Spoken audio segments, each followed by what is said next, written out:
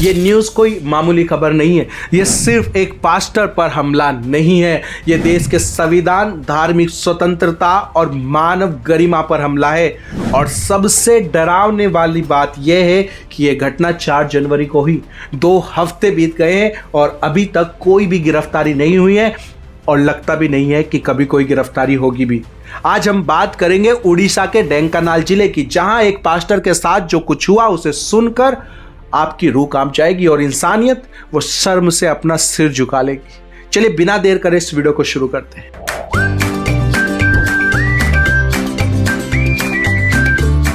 WTL जो कि एक इंडिपेंडेंट मसीह मीडिया है, जहां पर आप मसीह न्यूज, बाइबल सवाल जवाब और संडे सर्विस से जुड़ सकते हैं। और अगर आप हमारी इस इंडिपेंडेंट मसीह मीडिया को सपोर्ट करना चाहते हैं तो आप हमें ज्वाइन भी कर सकते हैं या डिस्क्रिप्शन में दिए गए नंबर पर गूगल पे भी कर सकते हैं।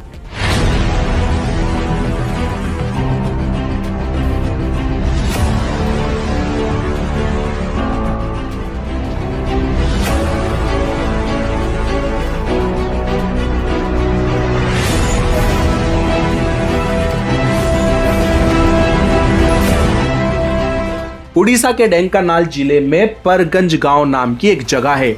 यहाँ पास्टर विपिन बिहारी नायक अपनी पत्नी और कुछ लोगों के साथ एक घर में बिल्कुल शांति से प्रार्थना सभा कर रहे थे। ना कोई शोर शराबा, ना ही ढोल टपली और ना ही कोई तालियों की गूंज। सिर्फ 10 से 20 लोग शांति से अपने घर में प्रार्थना कर रहे थे। कुल 7 परिवार और सब अपने घर में। लेकिन तभी अचानक करीब 40 लोगों की भीड़ घर के बाहर इकट्ठा होती है और जबरदस्ती घर में वो घुस जाते हैं। भीड़ घर में मौजूद सभी लोगों को पीटना शुरू कर देती है। पास्टर की पत्नी वंदना नायक बताती है, मैं और मेरे बच्चे किसी तरह से एक पतली सी गली से भागकर नजदीकी पुलिस स्टेशन पर पहुंचे। लेकिन आरोप है कि गुहार लगाने के बावजूद पुलिस तुरंत मदद के लिए वहां नहीं आती है। रिपोर्ट के मुताबिक बजरंग दल के सदस्यों ने पास्टर विपिन नायक को घर से बाहर खींचा, लाठी डंडों से पीटा, चेहरे पर लाल सिंदूर मल दिया, चप्पलों की माला पहनाई गई और पूरे गांव में उसको घुमाया गया। इतना ही नहीं, उन्हें गांव के हनुमान मंदिर में ले जाकर एक रोड के पीछे दोनों हाथ बांध दिए गए। भीड़ ने उन्हें गोबर खाने पर मजबूर किया, थप्पड़ मारे गए, बार बार जय श्री राम के नारे लगाने के लिए कहा गया। वो खून से लथपथ हो चुके थे। वंदना नायक कहती है कि लोग उन्हें पीट रहे थे और गोबर मुंह में जबरदस्ती ठूस रहे थे। ये कोई धर्मांतरण के लिए आरोप लगाने का तरीका नहीं था, ये वो नफरत थी, वो दरिंदगी थी जो सो कॉल्ड हिंदू संगठनों के द्वारा कई सालों से लोगों के जहन में भरी जा रही है। जब पुलिस वहां पहुंची तो भी भीड़ रुकी नहीं, वो पुलिस के सामने ही मारते रहे। काफी देर बाद पास्टर को पुलिस स्टेशन ले जाया गया। एक सोशल एक्टिविस्ट का आरोप है, पास्टर को करीब 1 घंटे तक बिना मेडिकल मदद के पुलिस स्टेशन में बिठाए रखा गया। उनकी चोटों का इलाज तक भी नहीं किया गया। परगंज गांव में ज्यादातर लोग हिंदू हैं, वहां सिर्फ 7 परिवार क्रिश्चियन परिवार है बस। भीड़ का आरोप था पास्टर जबरदस्ती धर्मांतरण करा रहे थे। पुलिस ने घटना की शिकायत दर्ज नहीं की, लेकिन पास्टर पर ही एनकाउंटर FIR लिखी। जबरदस्ती धर्मांतरण का आरोप, कोई सेंस है इस बात का?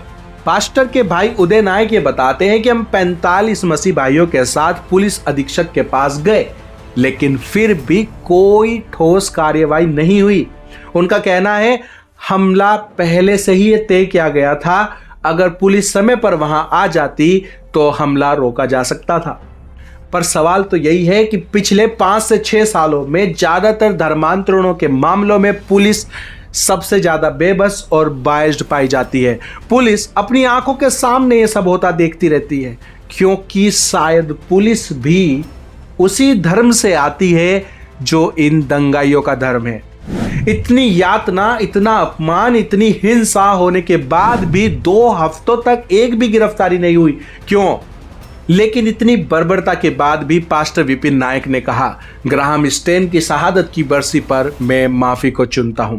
ग्राहम स्टेन कौन है, इस पर हमने पूरी एक डिटेल वीडियो बनाई हुई है, आप इसको देख सकते हैं, लिंक नीचे डिस्क्रिप्शन में मिल जाएगा। उन्होंने कहा, जिन लोगों ने मुझे मारा, अपमानित किया और झूठे आरोप लगाए, मैं उन्हें माफ करता हूं।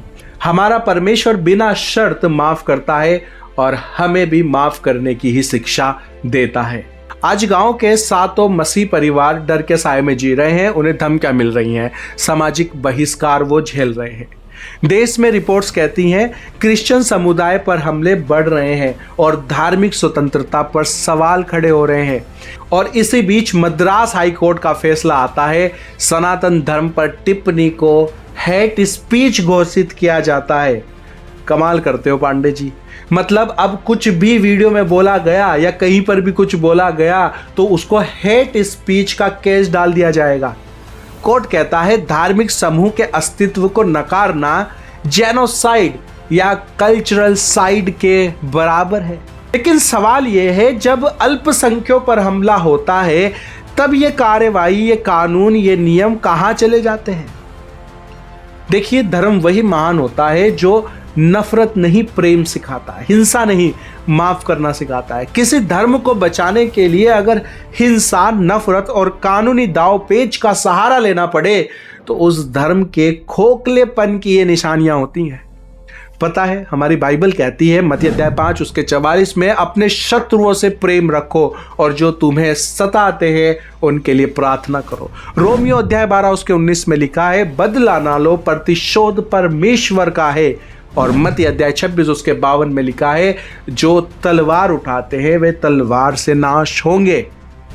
मसीह ने कभी जबरदस्ती धर्म नहीं बदला, भीड़ नहीं जुटाई, डंडा कभी नहीं उठाया। उन्होंने कहा, यदि कोई मेरे पीछे आना चाहे तो अपना क्रूस उठाए, अपने शत्रुओं से प्रेम रखे और अपने बैरियों को माफ करे।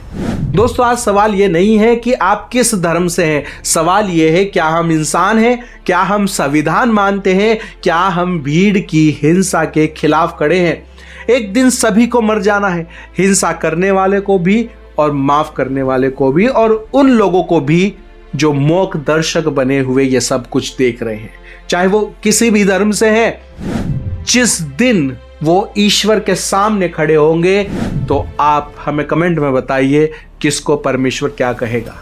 इस वीडियो को ज़्यादा से ज़्यादा शेयर करें ताकि प्रेम की जीत हो और नफरत करने वालों को मैसेज मिल जाए कि दुनिया में सिर्फ और सिर्फ मसीह लोग ही हैं जो अपने सताने वाले को माफ करते हैं और उनके लिए प्रार्थना करते हैं।